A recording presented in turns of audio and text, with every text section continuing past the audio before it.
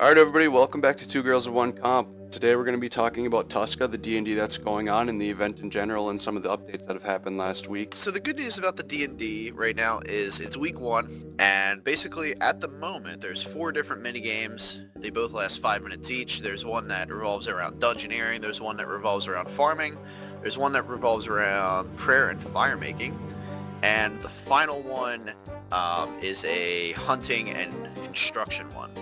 The XP in there is not bad. If you remember from World Event 2, the construction XP that you got every day was pretty ridiculous.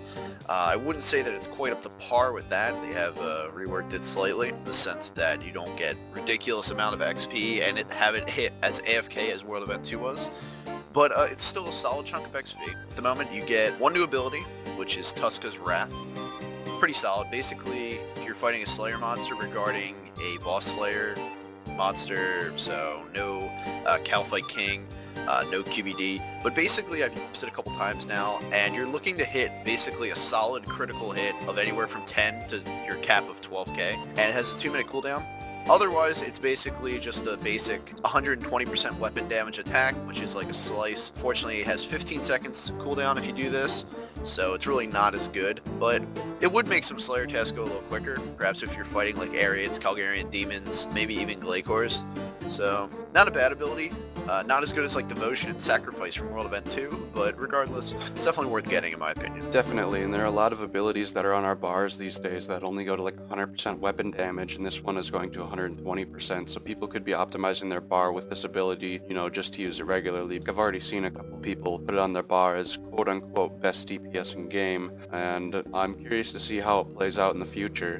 I'm not sure if it will ever actually be nerfed or if it will ever be buffed, but so far it seems pretty balanced, at least during non-Slayer tasks, of course. Just speeds up the task. Which is really all it does, which is honestly fine. 2-minute cooldown though.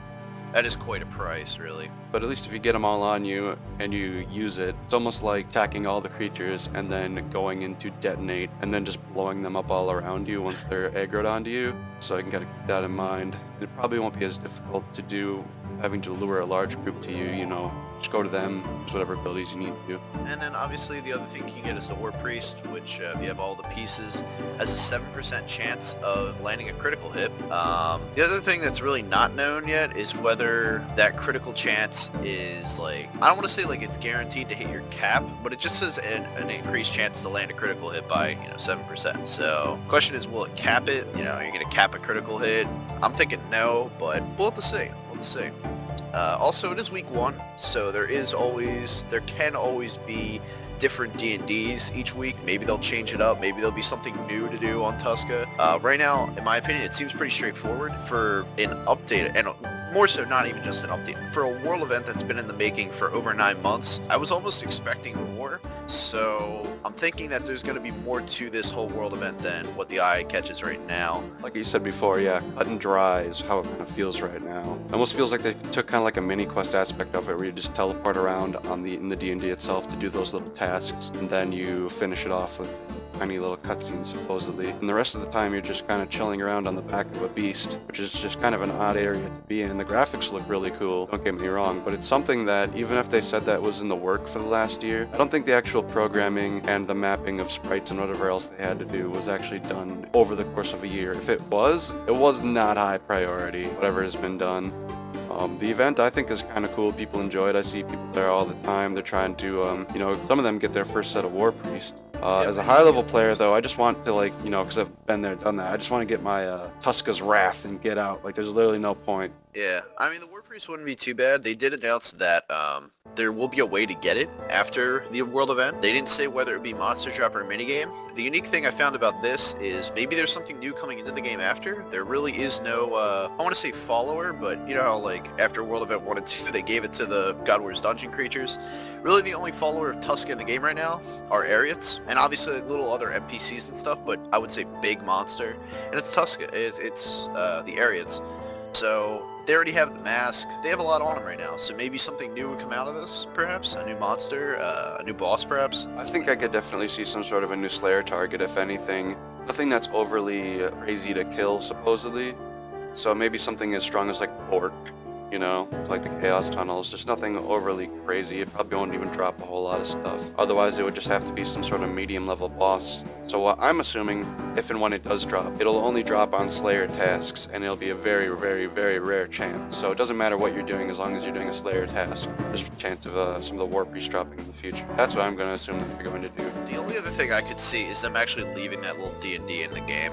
But you do get a lot of XP out of it. The thing is, there's like no reward to this though. You know, like what do you actually get out of it? You get the currency for the world event, you know? So I think they're going to take it out, but who knows? I mean, they could leave it. They left freaking face punch, because anything's possible. Yeah, they could leave it. I mean, once the event is over, the area around it and all the creatures and stuff, such as like chopping the quills and balancing, you might not be able to access that content, but the mini game will probably still exist if you wanted to get. Yeah, I think it'll just get moved, because right now it's on the back of Tuska, and Tuska's either going to destroy Gillinor, or I don't know if he's just going to leave or die. I mean, who knows? But I think regardless, the event's not going to be on the back of Tuska. Maybe it'll get moved, but I'm thinking it's going to be more so some sort of PVM content more so than the minigame, but I suppose anything's possible. That's why I just toss that out there. We can also remember that the wizard who's like supposedly running the event, probably, you know, they might just take that wizard and make him go back to like the wizard tower. All you have to do is talk to him again and you can start the event.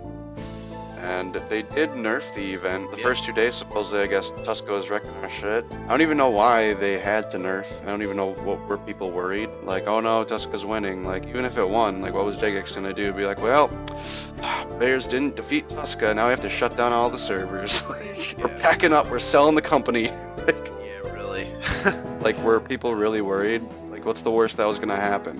What if Tuska just came crashing into the Max Guild and it destroyed the Max Guild and the portal and nothing else in the game? What if they just double cross the high level players? Like, I'm just saying, they could just put a meteor through the fucking Max Guild and the portal and everything that's good about it. Do you think people would quit if that happened? They would, but then they'd come back within like 5 days because they're Maxcape players and they're, you know, most of them are just a bunch of whiny bitches. Alright, I'm Kyle. And I'm Nathan, and thank you for listening to Two Girls, One Comp. Don't forget to like, comment, and subscribe for our future podcasts.